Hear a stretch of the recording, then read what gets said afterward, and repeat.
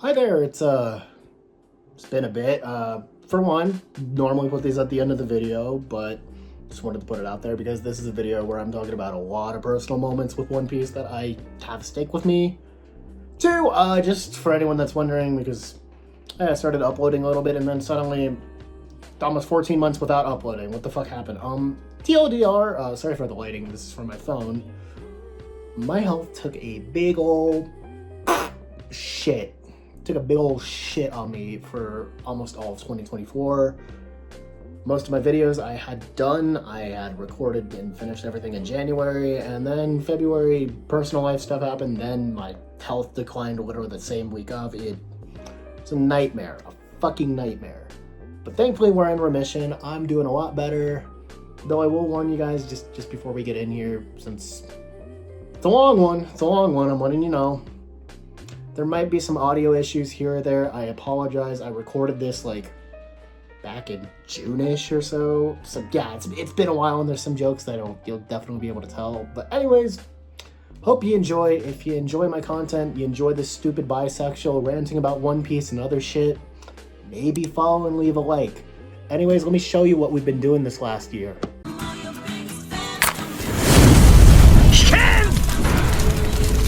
With over 1,000 chapters at episode... Wait, what do you mean it's hit 1,100 and it's still not even close to a finale?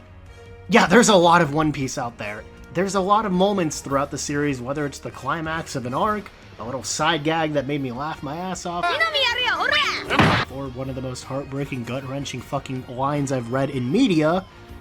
One Piece has a lot of moments in it that stick with people, and I'm no exception. I mean, the series has affected me in God knows how many ways since I first found out about it. Who gave Luffy his lucky straw hat? Was it Usopp, Shanks, or Sonic?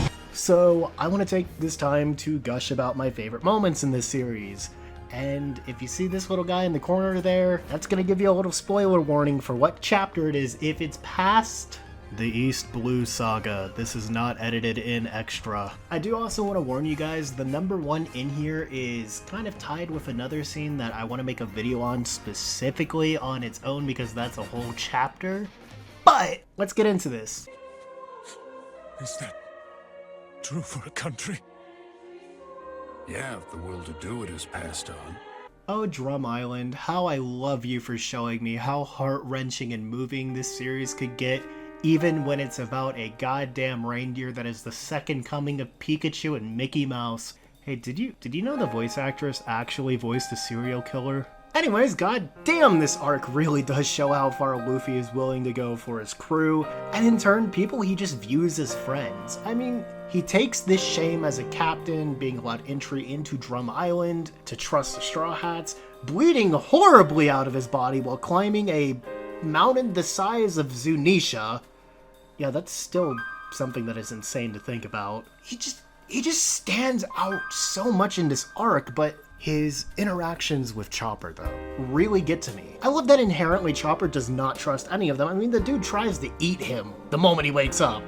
But he starts noticing that they have devil fruit powers. Luffy's infatuated with this little dude, even though Chopper's a little doubtful as he hears him initially call him a monster, but he misses out the part that Luffy immediately says, "This guy's so cool, he's a monster, but he's so cool!"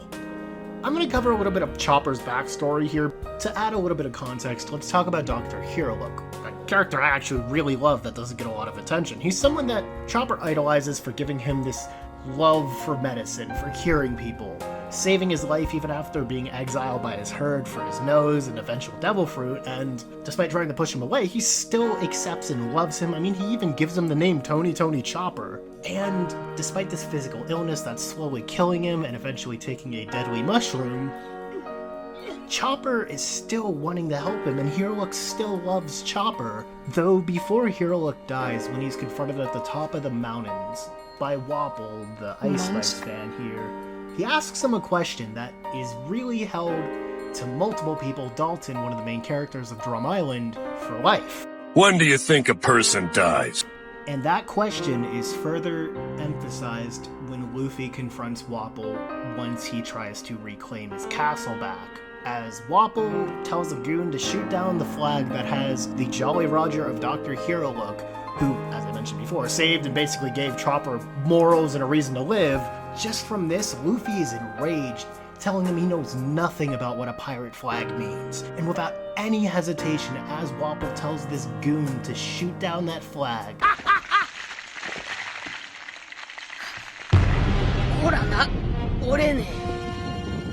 God damn, this was a scene that when I first saw it immediately made me think, okay, maybe Luffy's not just my favorite character in this series. He might be more than that. Might even be my favorite character ever. Just seeing that without even knowing of how much it means to Chopper for Hero Look, he's willing to just take this hit, holding this flag while beaten, and just simply saying, I told you, it's unbreakable. God damn, what a scene. And I will call you my son. I don't know if I can make it any longer, guys. I've been holding out on this joke. You've never heard it before. I'm sorry, guys. It's like a worm in a politician's brain just telling me to do it. I have to do it every time. But yeah, this scene is about Whitebeard. I love Whitebeard so much. This man is the textbook definition of what a pirate is. And I mean, for God's sake, the dude is introduced with the title of World's Strongest Man. Even from a young age, he was known as a menace, being the rival of the king of the pirates, Roger. That is a title that you gotta live up to. And we even see him at his current age. He's a lot older, kind of bitter. But there's one thing about him that has never changed from the moment we even see him in a flashback years later in Wano. His crew is his family. It's kind of a wild juxtaposition for a character that is feared for his raw strength alone during Marineford. I mean, look at what this fucker does! You would expect him to have this attitude of a demon being feared by his crew. I mean, we even see him being vulnerable by being betrayed by an ally that thought that he was gonna just turn every one of his crewmates in just to save Ace. This man will always forgive those sons, though, and knowing the past he has thanks to the end of the Reverie arc that's revealed when he was a child, that he grew up in a war-torn country and basically he was the one that brought it back to fruition through financing it. The respect I have for Whitebeard is unreal, and despite this life he's lived and the people he's met around the world, why did he never go for the One Piece when even Roger told him himself, yeah, I can tell you what that is, hell, I can even tell you about the Will of D, brother! God, I wish you really revealed that though, but what is this thing that he wants more than anything, even more than the greatest treasure of all time? ガキの頃から欲しかったものがある。お、あるのか。教えてみろ。家族。 Everything he had experienced, even at the brink of his life during the Paramount War, he wanted his sons to be safe, and even through it all, he still doubted himself until the very end, until he heard one thing. Are you happy to have this old fool as your father? Of course, Dad!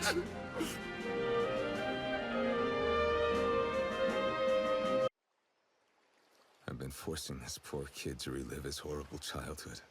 Over and over again. Hey, another character involved with a favorite moment. Who would have ever thought that? Anyways, Trafalgar Law arguably has one of the worst childhoods in this whole franchise, and that's saying a lot given some of these characters. From his hometown being exploited for profit from mining amber lead that gave the residents white lead disease, which, good old government here, good old great world government, I love my celestial dragons. Please spread false information about it that'll cause people to commit genocide. Oh, and that's not even the. Wait, how do I get? He hid in a pile of corpses? Yeah, he reveals that he hid in a pile of corpses when he's wanting to join the Don Quixote family to good old psychotic bird fucker Don Quixote do Flamingo, covered in grenades with one motivation: killing as many people as possible before he dies himself. And as he's being introduced to this family, a certain man sees him and... Yeah, this is Don Quixote do Flamingo's brother Corazon, and he is known for being mute and hating children. What a guy. What a guy, right? That'll be explained momentarily. But the months pass by, Law is with the family, and he keeps getting sicker, though there's a conversation he has with a family member, Baby 5, about what his full name is, and once he reveals it, Corazon grabs him and reveals he can talk and tells him to get away after hearing the initial D, as they're known as the enemy of gods. At one point when the moment arises, Corazon takes Law, despite Law absolutely detesting the man, to go and try and find a cure for him, and even Doflamingo is just kind of like, alright, which we kind of get a little bit of insight that he does have some remorse for Law after seeing him read up on Flevins. As Law is getting sicker, though, Corazon keeps taking him to different islands to find a hospital that'll cure him. This misinformation about the white lead disease keeps causing people to be hysterically terrified of Law, which it's very obvious that it's taking a mental toll on both Corazon and Law, and finally, Corazon just breaks. I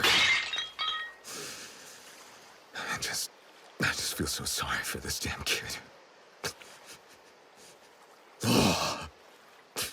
Knowing you'd hate to hear this, but this blubbering idiot is trying everything he can to save you. It's still a pain in the ass, kid. But hearing you talk about death, my heart can't take it. You may have stabbed me, you little shit, but it didn't hurt at all. You were the one who was actually suffering back then. I just wanted to fix things for you. Law. Let me tell you this. This moment caught me so off guard. The flashback was already destroying me emotionally, reading it at the age of like 16. This one panel of Corazon just saying, "You're the one that's truly in pain, Law," and we see that Law is listening to it the entire time. Oh, Oda, you are a goddamn bastard for making me sob. And it's even followed up by, as Corazon dies, getting the Ope Ope no Mi for Law and saving his life, and keeping him silenced until he was able to flee safely. We see how much Corazon affects Law, to the fact that it even brings up the name of his pirate group, the Heart Pirates. And I'm not saying this because of where I live, but if you don't know what Corazon means in English, look it up. Every bit of Law's backstory breaks my heart, but this bit of just seeing how much it affects both of them, oh, it hurts. And don't even get me started on what Son Goku tells Law after Dressrosa. Oh my god, Oda, fuck you.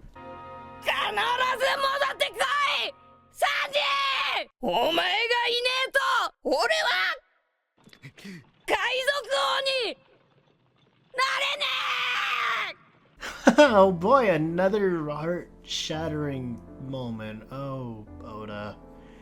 Okay, so fun fact about me, I have actually dropped One Piece one time in my life. I know, fake fan, but let me explain.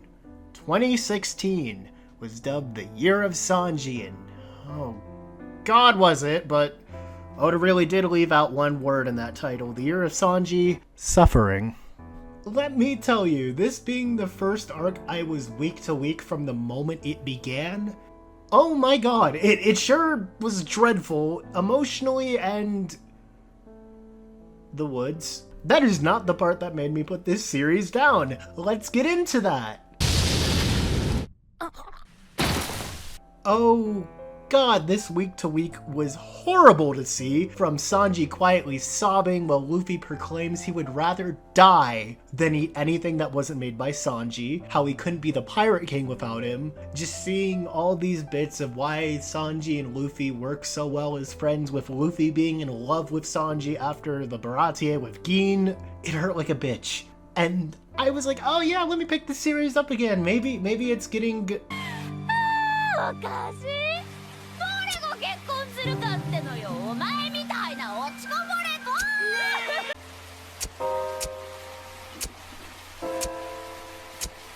Oh my god, Sanji was just suffering more and more every time I kept going back to see, oh, is it over? Did they reunite? Are they finally friends again? It sucked. It sucked so much.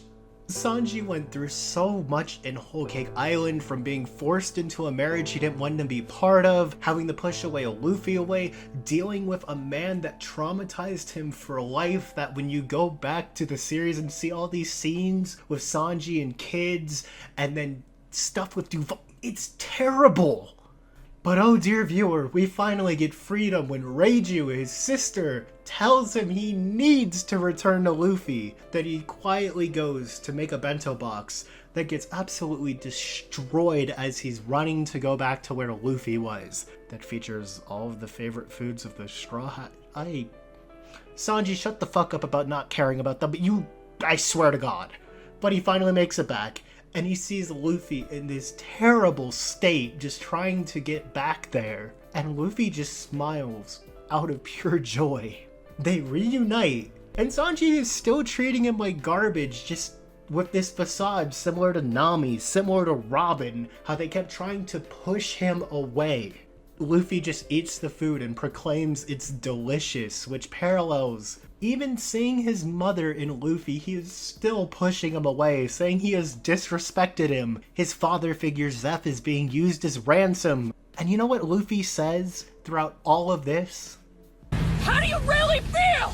Just say it! It just breaks Sanji. All that last 48 hours, he just snaps. He just yells the one thing he wants to do is return to the Sunny. He can't. He wants to help his biological family. But you know what Luffy says? だってそれがお前だろ? That's all Luffy wanted. And just like those other two scenes, it just adds so much depth to Luffy, showing how emotionally intelligent he is, where he also respects the concept of pride with someone, where he knows he's like, it's gonna hurt to like just push aside everything when you've been doing all this to show I can do it. To say I need help. And Luffy, no matter what, he doesn't care. He's not gonna doubt them or give them shit after everything Sanji's done, because he knows. He cares so much about them, from that bento box to just showing up. Everything about it is so beautiful. And the anime with the soundtrack, oh my god. When I finally saw this adapted week to week, I was close to... I won't even say close to tears. I was straight up streaming tears down. They're a family to the end, and it's why I love this stupid crew of idiots that just clash with each other. They all care about each other.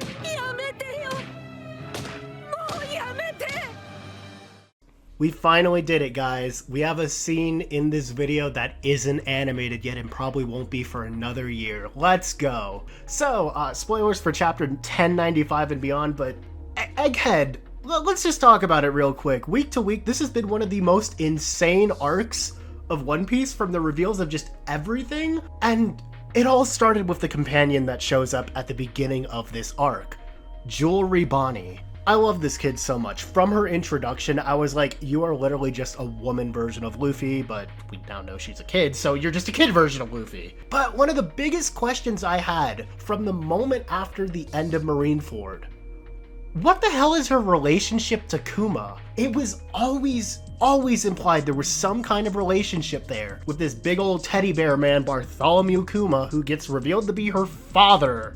And moments involving this reveal throughout the arc, such as her seeing a pacifista and that, oh, that hurts like a motherfucker looking at. But as the following day after the Egghead mystery starts going, we figure out who the traitor is and all this. Yeah, we start right off with Luffy and Kizaru fighting, and then a presence shows up that I don't think anyone was truly expecting to fight this early in the final saga. Saint Saturn, a Gorosei member, and oh my god.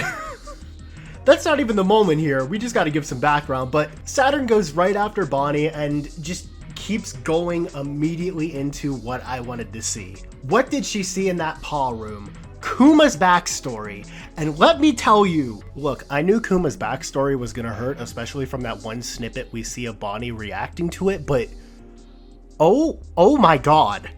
From the start of this flashback, we just see how much suffering Kuma's endured from the moment he was born to his technical death becoming the pacifista unit itself. Oh my god. Can I even talk about the fact that Bonnie isn't his technical daughter by blood, but she's the product of... Okay, I do not think I can actually talk about that bit, but if that's not enough, I was sobbing seeing Kuma just accepting everything for Bonnie. And then even seeing Vegapunk and Kizaru sobbing their eyes out as he loses his humanity. But The moment we're going to talk about here has to do with one of the wildest situations I don't think anyone was expecting weekly. Yeah, we saw a bit of God Valley. So to even give a bit of buildup from what's happened at this point, Kuma's already dealt with his mother being killed over the fact that him and his father are buccaneers. And then speaking of dead parents, when, Kuma's father kind of drops this on him and brings up, hey, it's okay, Nika will one day save us. He's shot point blank in front of Kuma before he could even finish the sentence. Oh my god.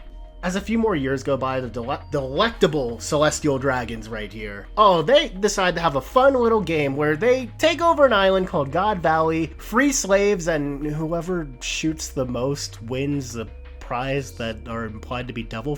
What the fuck is wrong with these dudes? Anyways, during this, Kuma meets both Ivankov and Ginny. Ginny being the mother of Bonnie. So they come up with a plan. They know there's a few high-grade devil fruits there, some being ones that we know, such as the Azure Dragon Fruit, Paw Fruit, and Ivankov's Hormone Fruit. They want to get the Paw Fruit and use it to get out. And then the events of God Valley that we know of from Rox and Roger's situation happens, but all this turmoil is going on, and then we see Saint Garcia. He starts belittling him over the fact, he's a buccaneer, but Kuma just drops a line that to this day I just cannot get over, and this is the exact moment we're talking about with this. Are you important, mister? It doesn't make any sense that you were born important, and there's no reason for someone to be born a slave. If I've got some kind of power, then I want to be like Nika and save as many of the unfortunate people as I possibly can. This is a moment that still, to this day, hits just as hard over the fact they are complete opposites in the world from their status alone.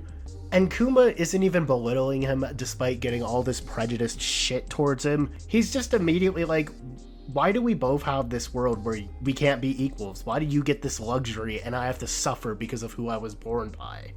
God, everything past this, from him just saying he's so happy to help Bonnie, and then finally getting his fucking revenge on Garcia. Oh, Kuma, you deserve the world, and every smile you've had since this chapter, you deserve.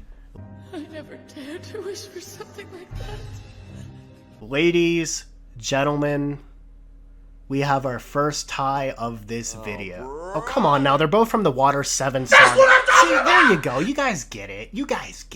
Anyways, Nico Robin, I love you so much. You are my second favorite character in this series. You are literally just like me. Not like that. Robin is one of the most interesting Straw Hats in general to me, just on a psychological level, as throughout her life she's always been on the run, getting tons of awful situations thrown at her just for existing, and her way of becoming a Straw Hat through the Alabasta event is really interesting because you can see inherently from the fights with Crocodile, she didn't dislike Luffy. I guess I shouldn't have drunk that much water.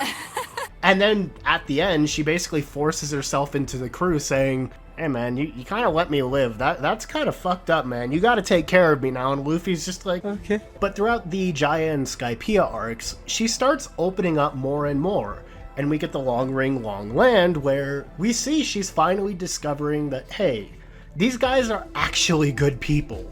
They like me for who I am. They don't give a shit about this poneglyph stuff. But then... oh my.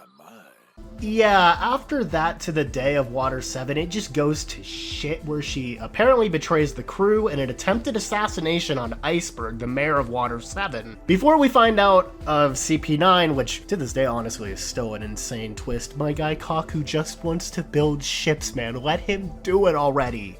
And then we find out Robin made a deal with them for the safety of Luffy and the crew. From finding this out, Luffy immediately refuses to let Robin go through with this plan and follows Cypherpole to Enies Lobby. Though, during this situation on the sea train, Robin is with another person known as Cuddy. Okay, we're not actually gonna dead name him, it's Frankie, who at this point, we kind of have an idea of his background from his history with Tom and Iceberg. The big lesson that Frankie gets from this situation with Tom being arrested and everything is that nothing's inherently evil when it's created.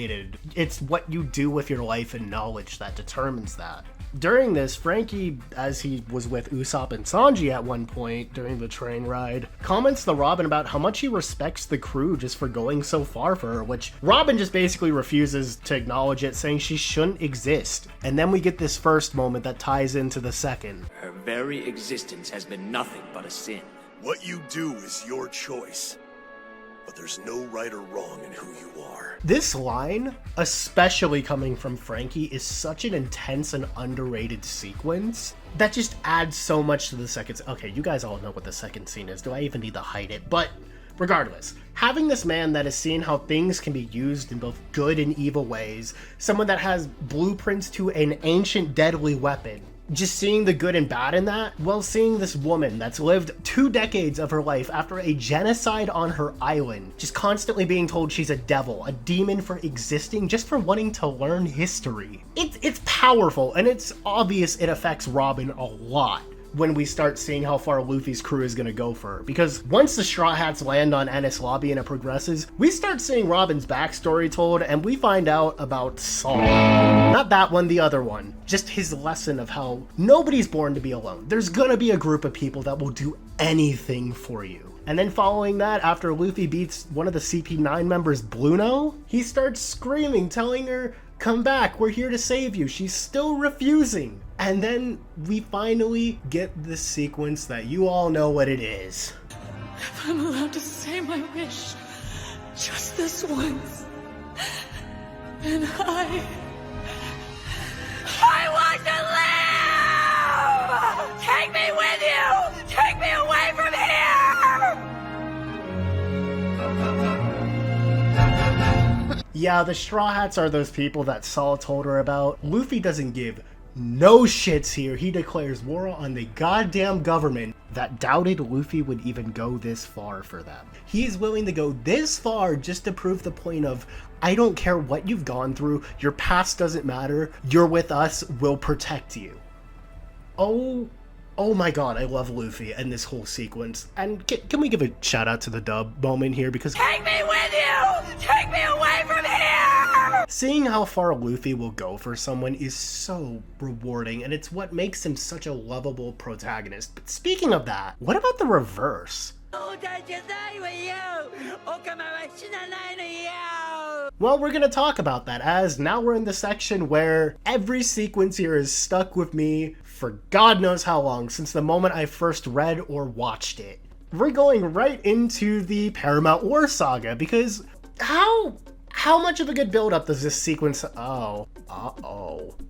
Oh, Jesus Christ. God, what is with me with loving sequences that bring me to tears? So anyways, Saba Odi, we all know the deal. Everyone split up from Kuma, which, you know, finding out the other side of that hurts just as bad. Luffy befriends Boa Hancock throughout Amazon Lily, and then eventually finds out about Ace being held in Impel Down for an execution. So what's his reaction? Oh, we're just gonna jailbreak him out, of course, of the highest authority prison in the world. Good idea, Luffy, which by some miracle he's able to convince Boa to go to Impel Down and sneak him in, as she's kind of having a feud about this war being a warlord and having to fight in it. So she's like, alright, I want to see this guy. And the Marines just kind of let her go to Impel Down just so she can see Ace held in captivity. How cute. Anyways, this prison break begins, but not before... Save me! I'm not into you, weirdo! Some old adversaries turned good, quote-unquote, are breaking out as well, and Luffy kind of partners up with them to get further down these hellish levels of Dante's Inferno Alcatraz. But at one point, the three of them, Buggy, Mr. 3, and Luffy, get split up, and as he's on this level fighting some guards, someone comes to save Luffy.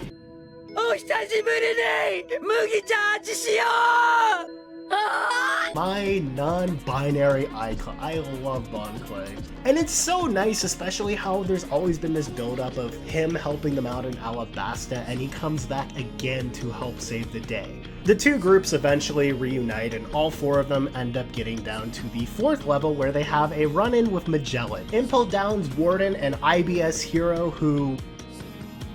Oh yeah, no, this is an absolute loss for Luffy, and the other three flee to safety since, I mean, dude, just look at this, nobody's gonna do it. I mean, for God's sake, this dude even fucks up Blackbeard when he shows up later. It's insane! But they take Luffy to level 5. freezing hell to just let him freeze to death there. With Bon Clay overhearing this, they urge the other two to help fight and get Luffy out, which, you know, obviously they both don't. And we start seeing Luffy just suffering with what little life he has in this freezing cell. How even some of the prisoners down there are just respecting him for still having this struggle to live.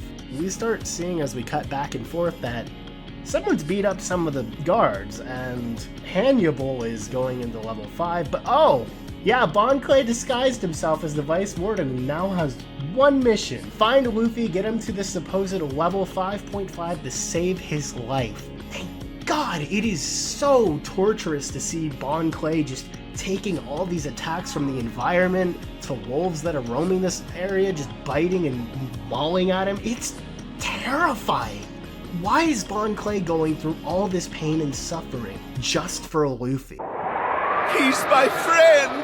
I love this. I love this so much. There's no outside influence to affect Bon Clay here other than we're friends. He would do this for me, I'll do it for him. I love that. And as Bon Clay makes his way through level 5, just looking for Luffy, we see Luffy just struggling through this venom, but then a silhouette appears, a glimmer of hope. Finding the keys left to the cell, letting the others alongside Luffy getting out, Bon Clay is told by one of them that this miracle worker, Ivankov, is supposedly dead after running into the forest, which Bon Clay's like, well, that must be where level 5.5 is, so they run quickly to that location, still getting mauled by these wolves, and even through that, just knowing that a friend is helping him. Luffy, somewhat vaguely conscious, unleashes Conqueror's Haki to scare these things away, before Bon Clay passes out, and then The legendary miracle worker?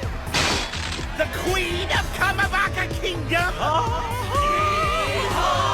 the only concern Bon Clay has as of waking up is where's Luffy? Where'd he go? Ivankov and Inazuma bring up that they found Luffy. Barely conscious, Luffy is begging Inazuma and Ivankov, save Bon Clay before you save me. And this just shocks Bon Clay to the core, knowing how much suffering he is going through. And his first thought is, I want you to help my friend first. Bon Clay begs them to save Luffy at this point, which even Ivankov is like, it might be borderline impossible. Have you seen the pain he's gone through? But he just has to push through it. That's the only way to do it. They basically tell Bon Clay to just relax and let nature do what it wants, if it wants him to live or not. But Bon Clay goes to this door where Luffy's being kept, and there's these blood-curdling screams of agony that he can hear.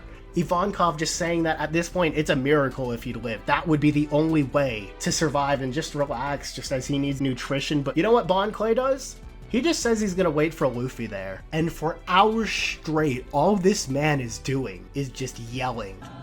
Hang in there! All this suffering they've endured, hand in hand, from Luffy saving Bon Clay to Bon Clay saving him, this power of friendship cliche that they both idolize and live their lives based off of. It's beautiful.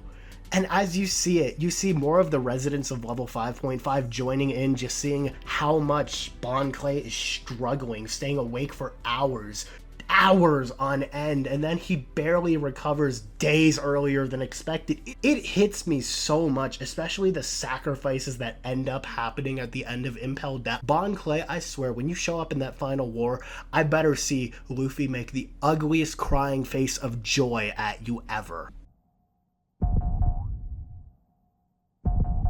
Hey, so if you want to know how long I've been planning this video, just know that I wrote in here that this is a major spoiler, that it probably wouldn't be animated yet. It's funny because it's almost 2025 and this is about Gear 5. Anyways, Wano is a behemoth of an arc. It is the current longest arc in this series, beating out the Nightmare Weekly experience of Dressrosa. It makes sense Wano is such a long arc. It is a decade in the making plan between Trafalgar Law and Monkey D. Luffy. Take down the strongest creature alive, King of the Beast and King of Slinging That Beast, Kaido, who, his introduction chapter, yeah, what a name for a chapter, right?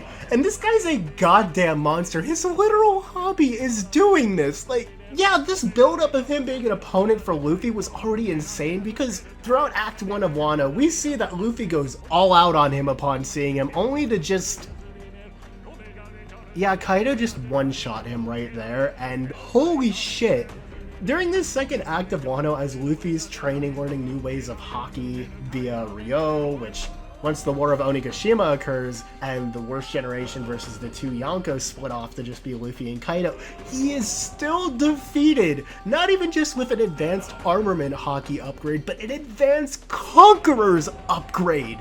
This guy is insane.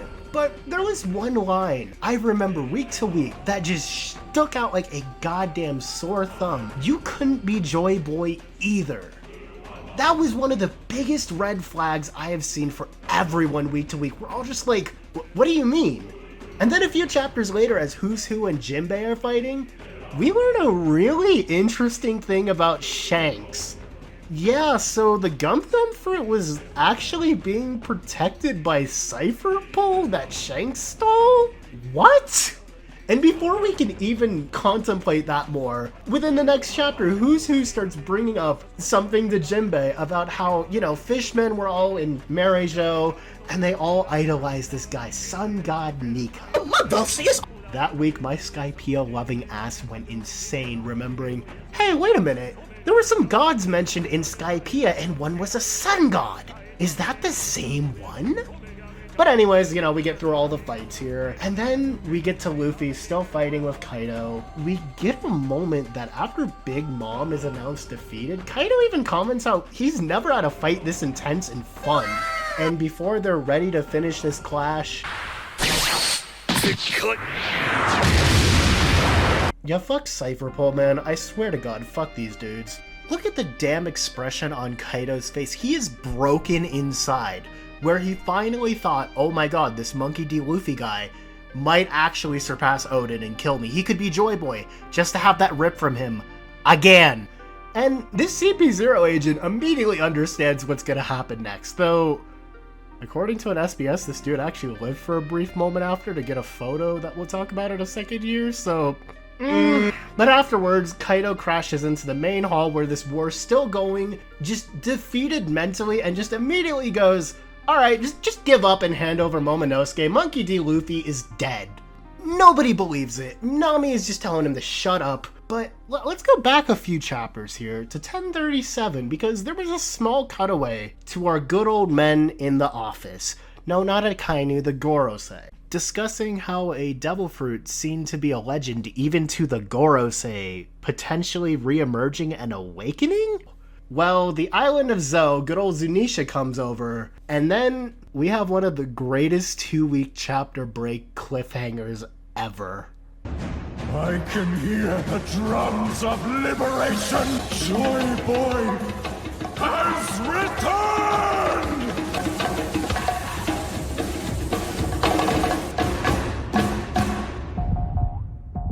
Look, when I tell you this might be a reason why this is in my top 3, I don't give a shit. This 2-week break might have been one of the most insane moments to be weekly with since 957 when they showed these legendary bounties that even leakers were like, dude, this is unbelievable. Leakers were saying, you don't want to be spoiled to this shit. This is genuinely fucking insane. And I remember all these theories of just what was happening to Luffy at the end of this chapter, being like, oh, he's awakening into a Hanuman fruit, a resin fruit. The heartbeat is Sanji beating some sheep. Yeah, it was insane. And then 1044 comes out, the fateful week of March 2022, and let me tell you, Hockey?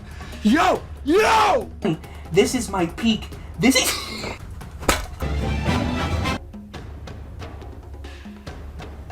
Of course he can use his own lore. It makes perfect sense. Lex is his right arm. What is his face? What the fuck is that? Look at it, Kaido! My boy's here, bitch! Woo! yeah, if my actual live reaction to that isn't enough.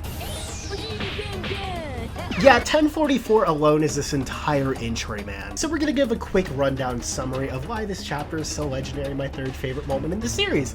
For one, we start right off where the last chapter ended, of just Momo and Yamato talking like, what do you mean, Zunisha, Luffy is Joy Boy? We even see Luffy's just kind of laying down, just being like, did I lose? And he's just laughing.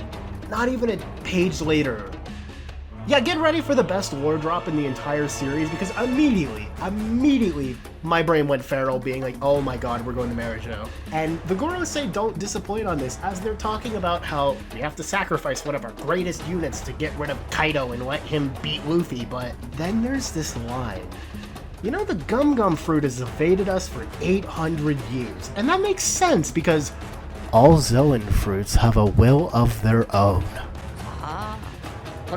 So that was a fucking lie. Yeah, the reveal of what Luffy's true ability is, which is the Hito Hitonomi mythical model sun god Nika. Bro, what the fuck is going on? Why they keep calling Luffy a Nick? Oda this entire time just goes back to the roots of what this series was being based off of. It's not a rubber fruit, it's a rubber hose animation fruit. I saw a guy do this in a toothpaste ad once. Ta-da! Being the warrior of liberation who brings nothing but joy and laughter, being the most ridiculous power imaginable. That's not even the best part of this whole thing, because immediately we get to see what this fruit does, as this is my peak. This is Gear 5. We see this insane surge of Conqueror's Haki that knocks every soldier out of Kaido's, with Kaido immediately going, what the hell is that? With not even a second later,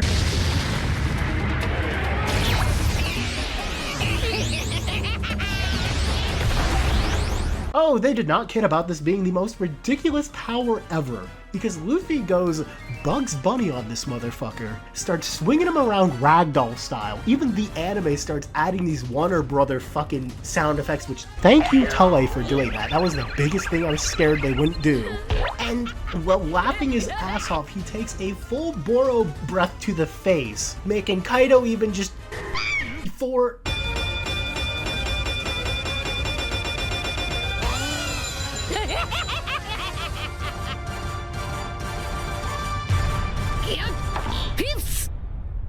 Oh my god, I cannot put into words how spectacular of a reveal this is. And I know some people don't like it, they were expecting, oh, Gear 5, Devil Man or whatever. Oda is back at his roots of, I don't give a shit if you don't like this. Personally, I think Gear 5 is one of the greatest possibilities for Luffy, because it stems back to the early days of One Piece. I mean, for God's sake, the first major fight Luffy has is him kicking Buggy in the dick to win.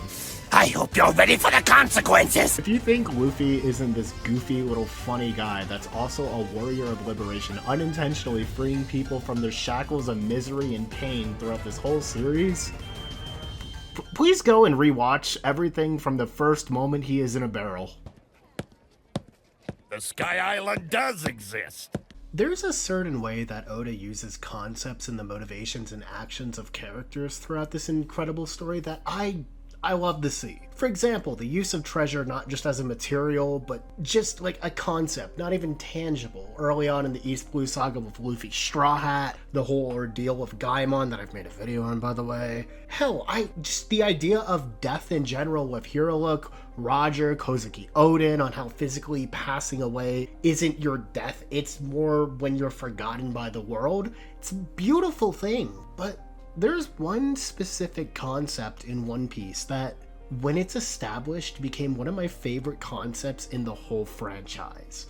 That being dreams and the ones who follow their own. Jaya is my favorite arc in this series for that and many other reasons I one day want to talk about on its own. The whole story arc of it in Skypiea all begins over this dream of an island in the sky existing after a ship falls from the sky, alongside the log post just directly pointing up, to which, you know, being the dream and adventure lovers they are, the Straw Hats say, well, let's go find this out and figure out a way to get up to Skypiea, going to the closest island near them being Jaya to gather some information. Though, reaching this island, Luffy, Zoro, and Nami end up going into Jaya to find some info, but Nami has a request for the two. Don't fight anyone, as there are a lot, and I mean a lot, of pirates on this island, which both of them kind of reluctantly agree to. As they explore Jaya, there's a lot of conflict with some interesting people they happen to see, from a wrestling champion to a weird doctor that... For an apple? Do you take us for idiots? We'd never trust food from someone like you. Hey, look! Apples! Well, yeah, Luffy's kind of lucky for that. Some weird people, though. They come into a bar where Luffy is starving like usual, and they have a very interesting encounter with someone. This tea party's for the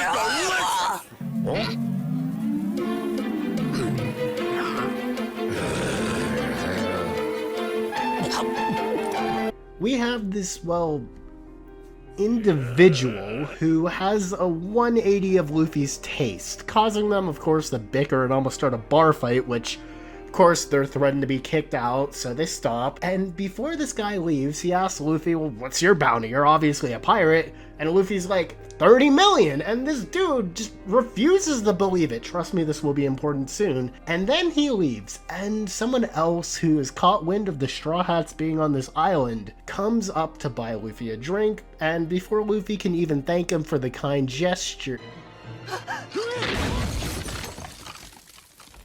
Yeah, most of the customers in this bar are a part of this man being Bellamy the Hyena's crew, which they all ridicule the Straw Hats. Even Zoro at this point is just real quick to almost end this situation before Luffy just says, hey man, just back off, whatever, it's no big deal. And they get absolutely clowned on by Bellamy. And before reiterating anything, Nami just straight up asks this bartender, do you know anything about Skypiea? Which...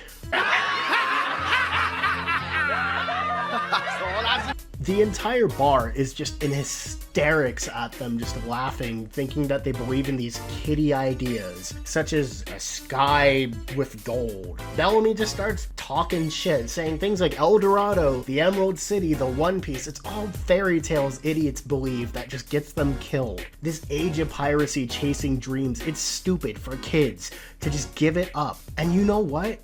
Nami is pissed off at Luffy because he just doesn't even bother to react. He just lets them keep bashing and hitting on them before she just grabs the two, runs out of the bar, and then... Don't ever show your face in here again!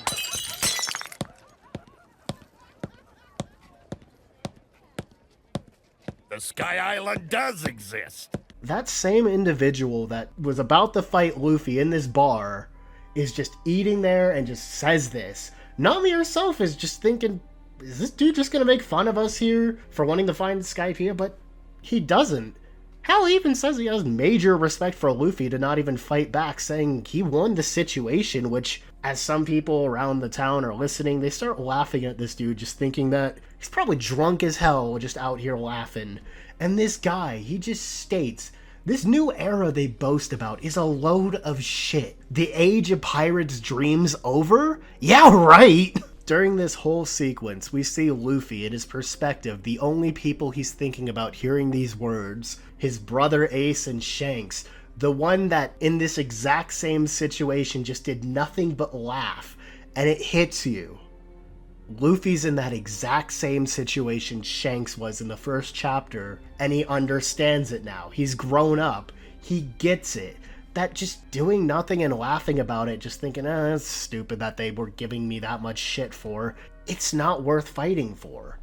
Then that guy, that individual, says one thing, and that's this line and this moment that's number 2.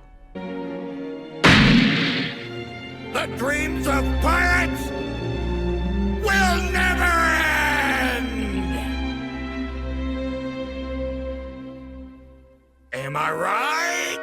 It is my favorite line in the entire series. The build-up of the whole situation, just showing that Luffy's come so far from this first chapter despite not even having to, throw it in your face that he understands Shanks' mindset. It's not worth getting upset. Hell, one thing I think about when I'm specifically using the dub here, because rest in peace Gold Brown, you goddamn incredible voice actor. The line of... They can laugh at us all they want, because when you aim high, you often come across fights that just aren't worth fighting.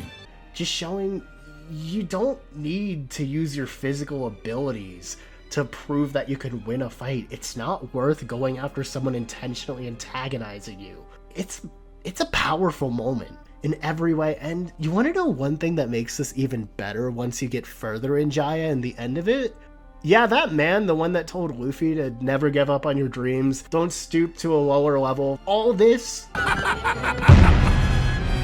That's the main antagonist, the assumed final obstacle for the One Piece. The man that just enjoyed cherry pie and hated the drink that Luffy loved. That's Marshall D. Teach. It is such a cool reveal, which alongside all the other stuff that gets revealed in the chapter this happens, just adds and elevates it. And again, I do want to give a quick shout out to the Funimation dub actor, Cole Brown. Again, rest in peace to this man. Absolutely legendary. The performance that he gave this is the reason it's my second favorite moment in this series. It has stuck with me since the day I saw it when I was 8 years old, seeing this randomly on Cartoon Network. Nobody will ever do it like Cole Brown, man.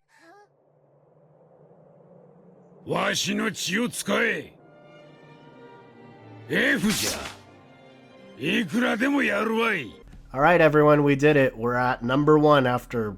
Oh my god, this is a long video. You want to know something that's insane for me to say about my favorite moment in One Piece that just shows how strong of a narrative it is? This moment comes from one of my least favorite arcs, and one that is considered by many to be the weakest. I found my all blue after all these years!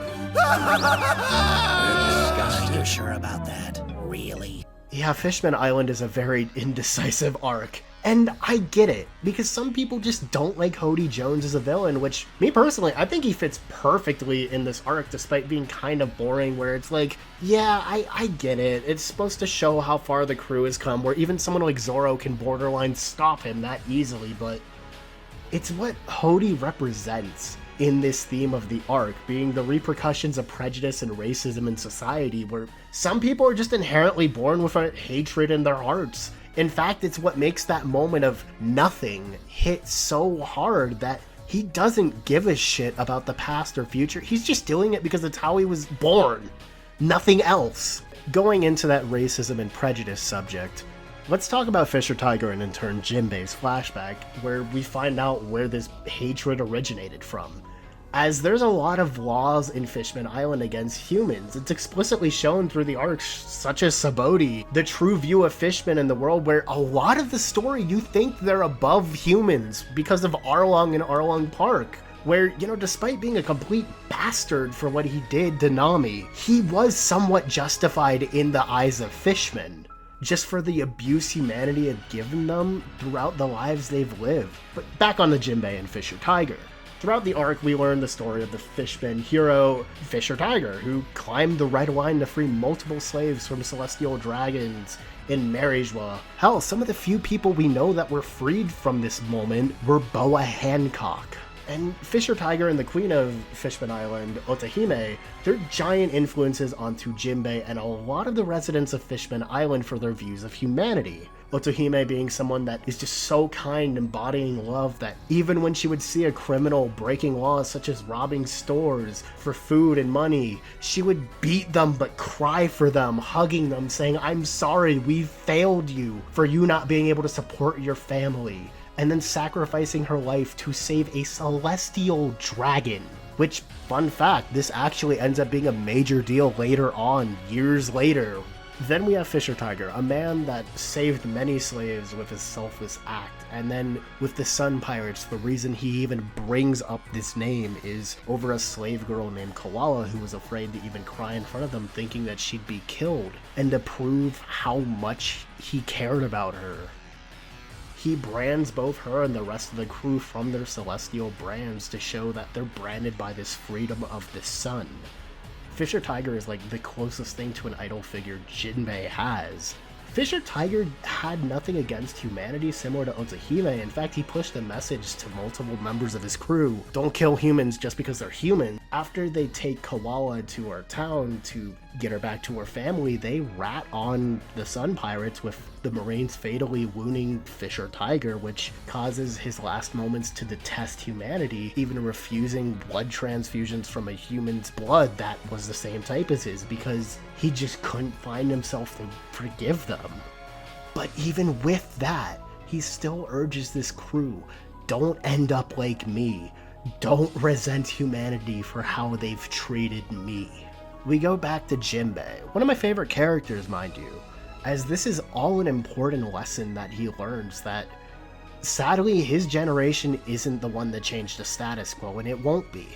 But That's where Luffy comes in. By a random coincidence, both Jinbei and Ace are in the exact same cell of Impel Down when the whole arc is occurring, and we see when Jinbei encounters Luffy in Impel Down after Ace is taken, he's willing to take multiple fatal blows for Luffy, just because when he first meets him, Luffy has no other reaction other than, hey, have you seen Ace? Oh, he's already left? Thank you. Not even treating him any less than he would anyone else. He immediately can tell Ace was not bullshitting about how great of a person Luffy was. The insane ability Luffy has of being able to unite anyone regardless of race, faction, sex, anything, it's insane. And as they meet in Fishman Island's forest after he tells Luffy of this past, which, by the way, Luffy actually fell asleep during the whole time. I just want to bring that up.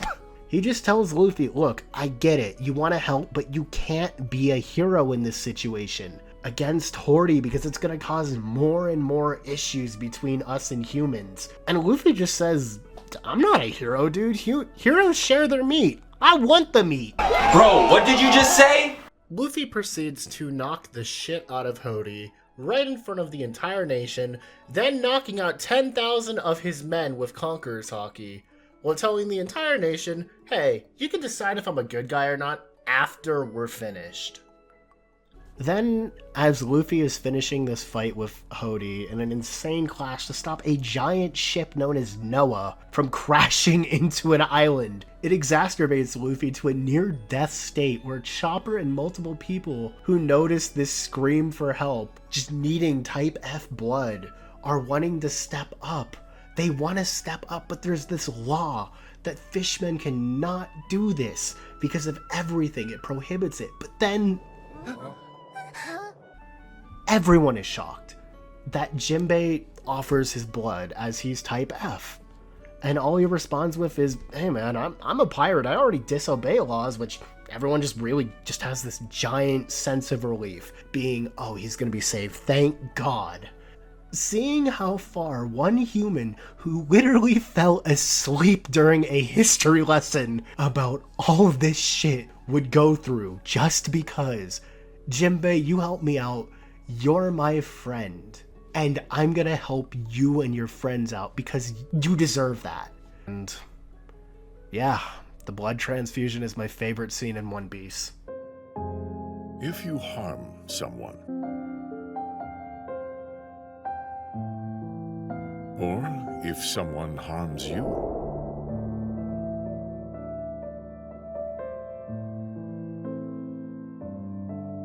the same red blood is spilled.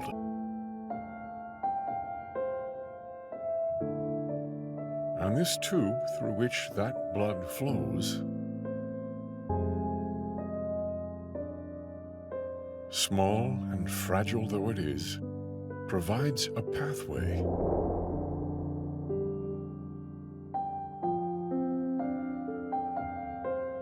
through the prejudice that divides us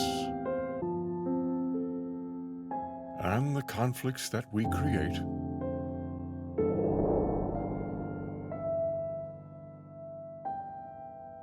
As though they were never there at all. And more than any fleeting dream or fantasy could, this path can guide us to the surface, into the warm light of the sun.